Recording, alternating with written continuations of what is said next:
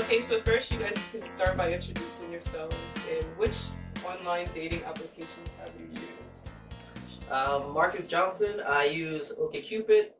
I've used Facebook on occasion. It's not really a dating website. I've used Tinder, which I hate. And I have Scout, but I don't really understand it. And Instagram, I've used that as a dating website. And a couple other things, such as like Craigslist, I would say. I have looked on that. Other than that. My name's Jaylene Yu. I use Korean Cupid. I've used Plenty of Fish. I've used, oh gosh, you said one that I've used and I can't think of it. I've used Match.com. That's Was it OkCupid or Scout? Or I think it was OkCupid. Tinder? I think it was OkCupid, yeah. I'm Gemma. I was on OkCupid and Tinder.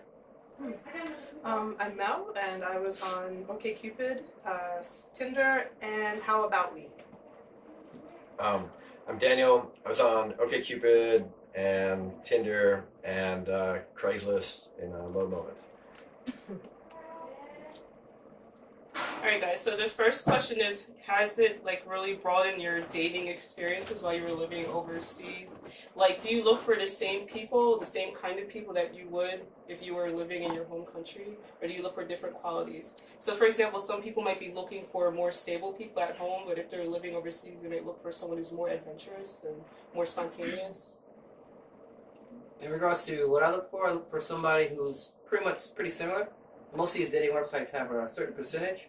So a higher percentage typically works better for me, and I'll go for the higher percentage and the complete opposite, just to kind of see what happens out of it. Actually, I've actually went on a date with a person who was 99% my enemy on OkCupid. It actually was pretty nice. Very nice.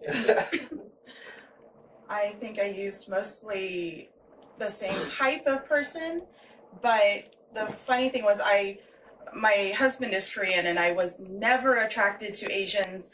In fact, there was a very small handful of Asians in the town I was in the U.S., and so I never dated anyone outside of my own whiteness. And then I came to Korea, and it was like I did a complete 180, and I started dating only Asian guys. I never dated any foreign guys in Korea, and met my husband, and there we are. So, but very much the same characteristics, the same morals, all of the same type of thing in both countries.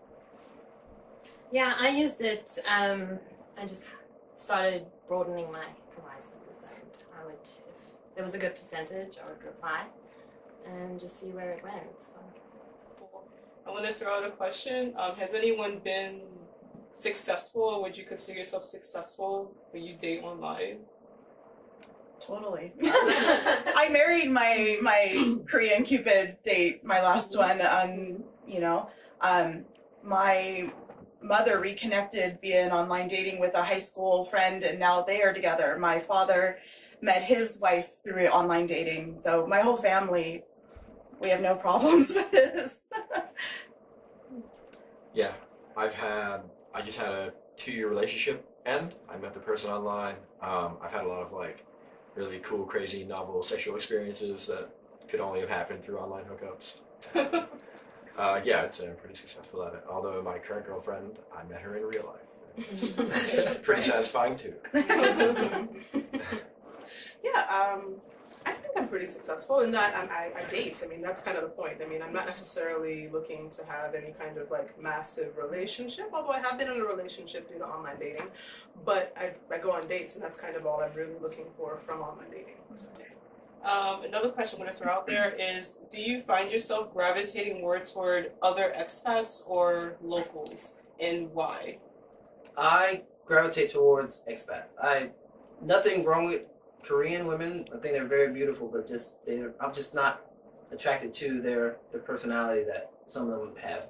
And there's nothing wrong with them. It's just I like being able to just communicate effectively and have no issues with the language barrier, and it's just different when you meet people from other countries as opposed to like a host country in Korea. So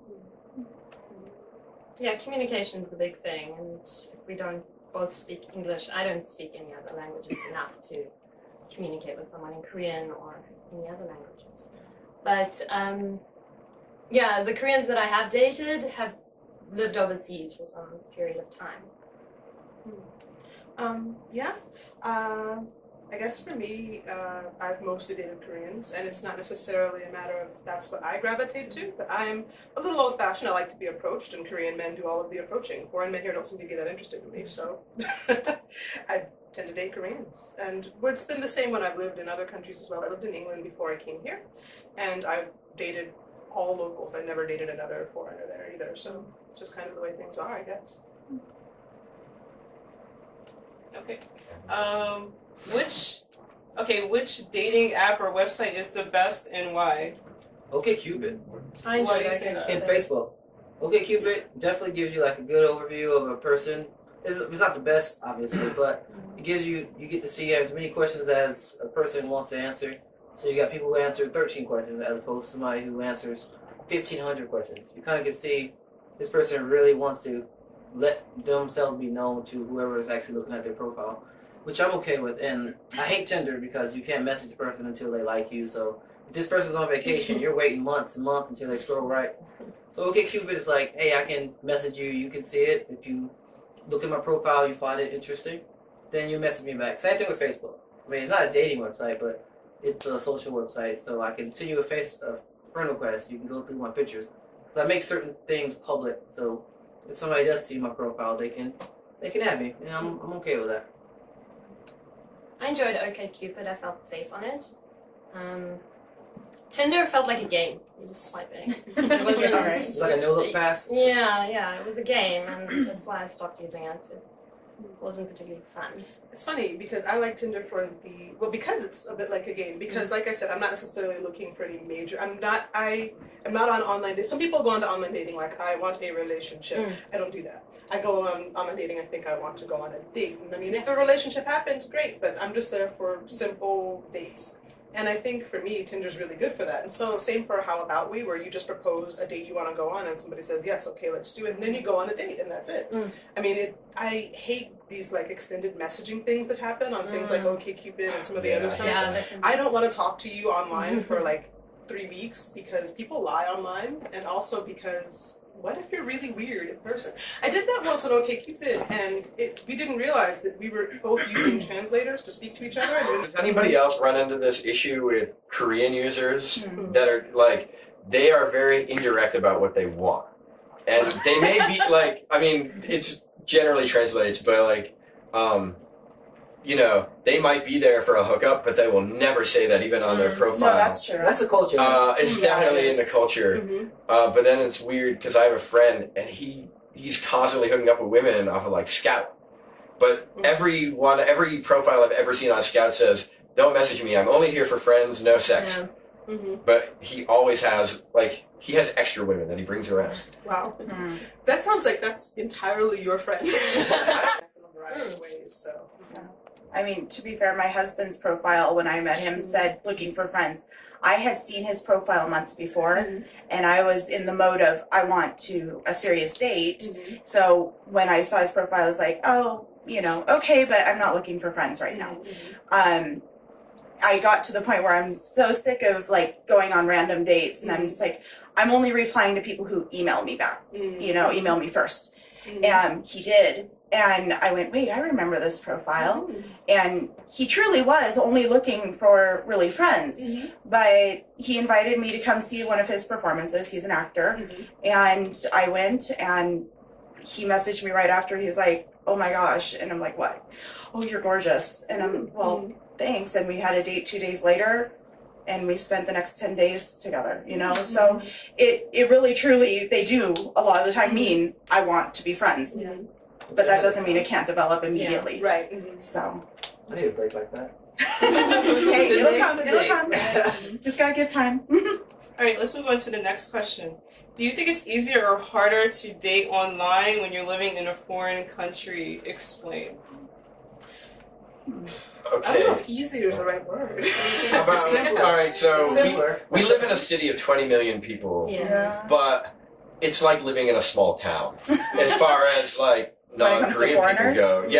Right. So, like I said earlier, like your laundry's hanging out a little bit, and also like the pool is small, so you don't want to like race through every potential match. You kind of want to like, you know, you don't want to ruin your chances. I have a friend who that guy, he's a virgin and he needs a lot of advice. And I was like, you're going to be over enthusiastic and you're going to burn through every profile, and you know, don't do that.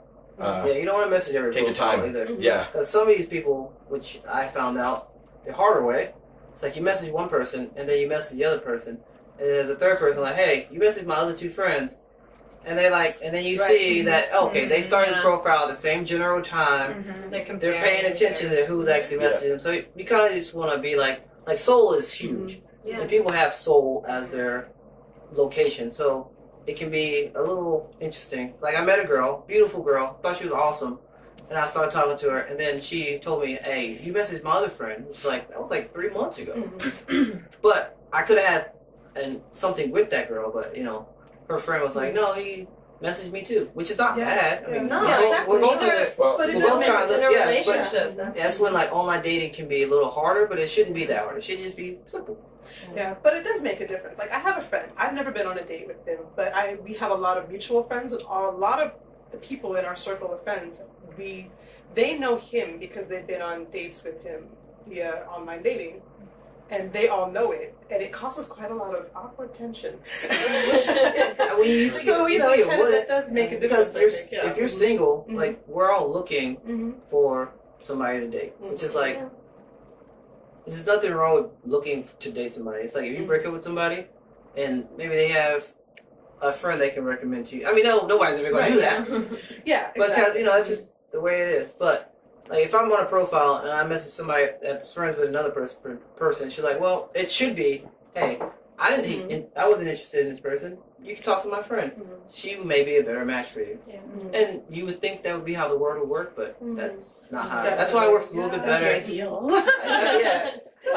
No, we didn't work out. Okay, Yeah, that's cool. You got a boyfriend now. Yeah. Cool. What's your friend? Is your friend single? I'm single To still. be honest, I think a lot of people who do meet somebody long term, that's how they meet them. Yeah. But I think it's weird here because it's such a transient population as far as the foreign community goes, and I think that a lot of like Korea specific, and not just Korea specific, anywhere where there's an expat community, I think people tend to see the expats as being transient as well. So people don't take you quite as seriously if you're dating. Yeah. So I think more than that, I didn't really online date a lot until I moved out of the US because it's I needed to add something. I wasn't getting approached in real life as much as I was in the US, so I needed to kind of beef up my game a bit, if that makes any sense.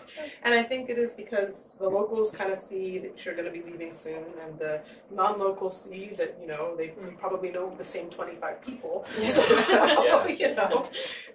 No, I was thinking about this earlier this week. It's not 6 degrees of separation in Korea. It is 2 degrees of separation. It really is. So yeah, we're all part of the EPIC program, or Yeah. we're all part of this program. We all came here, all 37 of us. Right. Well, I mean, any new person you meet on, and you go on their Facebook profile and you look at mutual friends, and it's at least one mutual friend. Exactly, at least. exactly. And I also think because like social boundaries are really relaxed here, just in general, or just in expat communities. If you meet somebody who's not local, you're automatically friends with them. Not necessarily good friends, but you're gonna connect with them just because they're there. Friendly acquaintances. Yeah, friendly. Even if you can't stand that person, you're still you're gonna connect to them, you know, because that's what you do. All right. So the next question is: online, we can be whoever we want to be, right? Yeah. So, what do you find are the most common things people lie about in their profiles? Being open-minded. Like a lot of people say, "Hey, I'm open-minded about this, that, and the third," but you send them a joke and they're just like, "Oh, that's inappropriate," or they're like, "Hey, let's meet up. You say you're open-minded. How about we go to this festival?" And they're like, "No, I don't know you." And it's like, well, your profile says you're open-minded, so that kind of throws a little kick in the system. It's like you're not really that open-minded. You just kind of you're a little withdrawn, which kind of goes against what you have in your profile. Like people say, I'm adventurous, I'm looking for this, but then you're like, hey, I present you with this activity and this activity. It's like, no, I don't know you. We gotta talk for 2 more months before I can even see you for coffee. So, yeah, my personal experience. Looks is a big one. I get a lot of pictures that were clearly taken a long time ago. Yeah. Yeah. So you know, somebody will say, "Yeah, this is me," and their profile says they're 35, and that picture's from when they were 21. Right. They're still wearing their military uniform. Like, no. See, I think that's okay to do that if you still look the same. Yeah. Exactly, but they never do. Like, if you still look the same. Because I used to use pictures that were older of me, but my look doesn't change that much. So I was okay with it because I knew I wasn't really lying about it.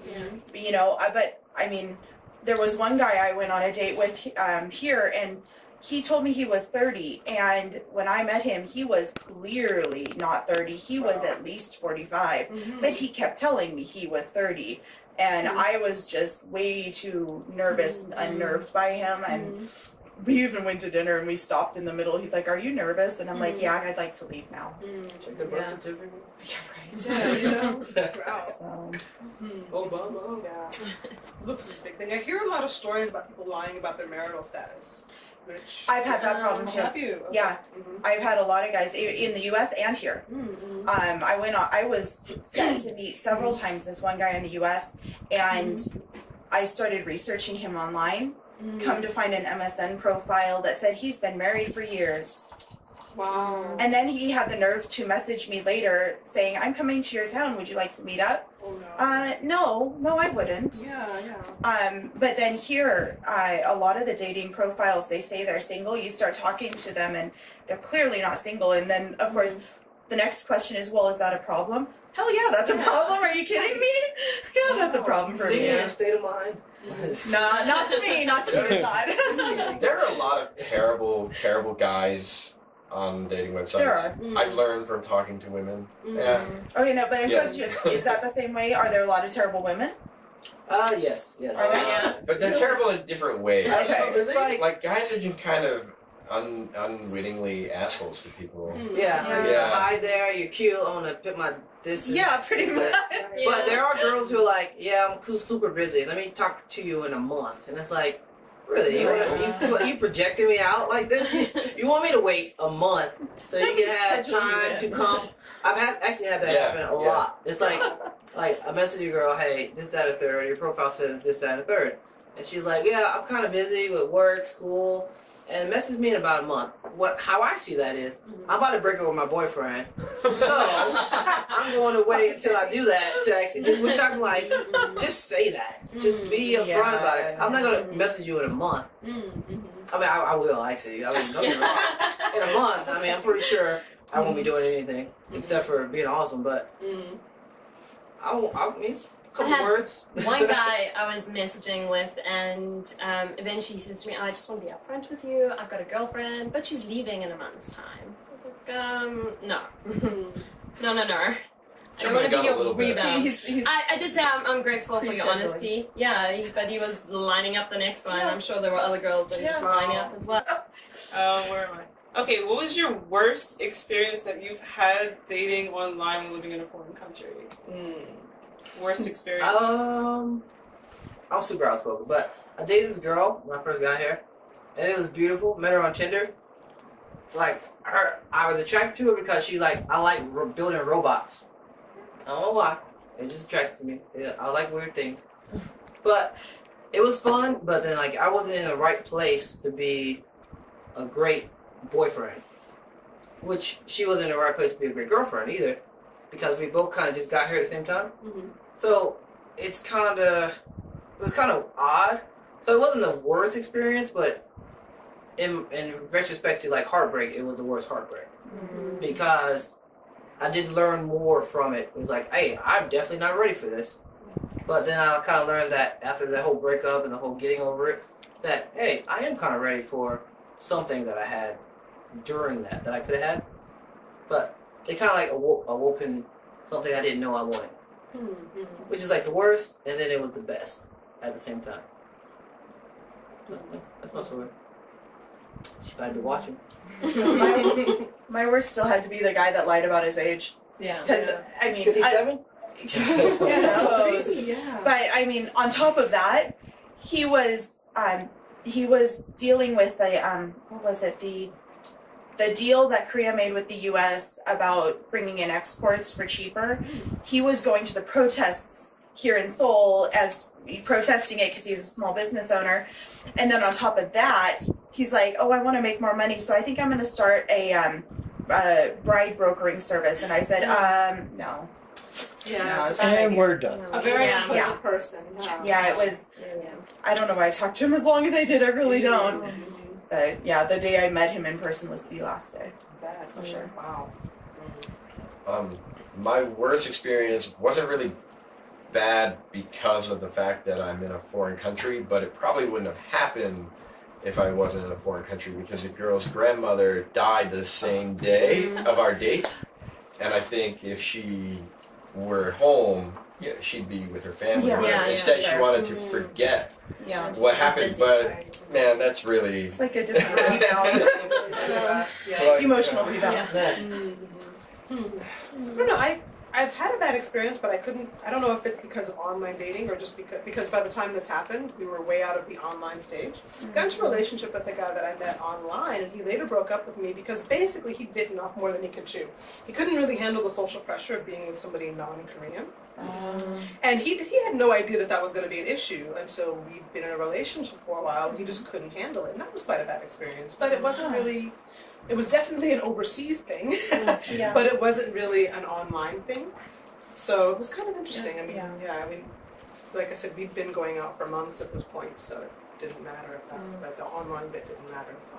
But it was interesting. I think he had been living overseas and working overseas for a long time, and when he'd come back, I guess he thought he was in a very different frame of mind than he was. He hadn't quite adjusted to being back in Korea yet. And then when he finally felt adjusted to Korea, he was like, oh my God, what am I doing? I can't be around foreign people. So, yeah. Okay. Yeah. My worst, I think I was messaging a guy and I didn't respond fast enough to one of his messages. And he sent me bordering on rude message, and just from that moment on, like, all the goodwill that had been built up with this person, I was like, sorry. Current pictures with dates and paragraphs to describe who you are. Like, there's some profiles that say, what do you like? What are you interested in? Most people put like hiking. It'd be easier if you say, I like hiking because I like being in different settings. I like seeing the sunset. It makes it a lot easier to understand a person if they put a little more detail into it. Such as, hey, if you're looking for this, say you're looking for this. A lot of girls won't pick casual dating because they don't want to seem like they're whores or this, that. It's like, if you want casual dating, pick that as an option. It makes it a lot easier for a person to go in, hey, yeah, we can casually date, and then it grows into something. As opposed to a girl that says, I only want friendship, which could turn some guys off. Not every guy, just a guy could actually be really interested. It's like, hey, I want a date, and she's like, I only want friendship. And it makes it a little difficult. So honesty is the best policy in a profile, because you can write whatever you want. If a person's going to judge you on that, then just block the person. But your profile is your name. Your name is important. I think it's really important to know what you want.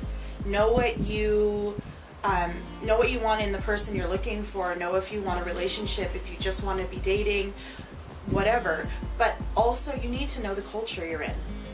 Understand the dating culture in that country, because, you know, I hate to say it, but there are a lot of people who think, oh, look, it's a white girl from America. Oh, she's going to be easy, so I'm just going to tell her I'm going to date her, but I'm just going to sleep with her. You know, and that is a huge problem. The perception of the cultures, and also what is dating in that country you're in, you know? Is it you have to bring presents with every date? Is it we date for 100 days and then we're engaged? Is it, will the parents accept you? That was honestly one of the first questions I asked every Korean guy I dated. What would your family think of you dating a Western girl? Don't be afraid to actually go and meet someone. Don't spend your time chatting online, and then when you finally months later get around to meeting them, there's just no spark. Yeah. So be careful, follow your intuition, and actually go out and meet people. Okay, I'm going to go at this from a slightly different angle. I was mentioning this before off camera. The best online dating advice I've ever gotten was from a much older friend who has traveled quite a lot, and he said that when you move to a new a new city, put up an online dating profile and just say, hi, I'm new here, I'd like to see what the city is like, and anybody who's local show me around. And that is a great way to meet people and make friends and develop a social group outside of your workplace or your school when you first get to a new city. And if you fall in love, you do, but that's not the point. You just want to get out and meet new people of the opposite gender.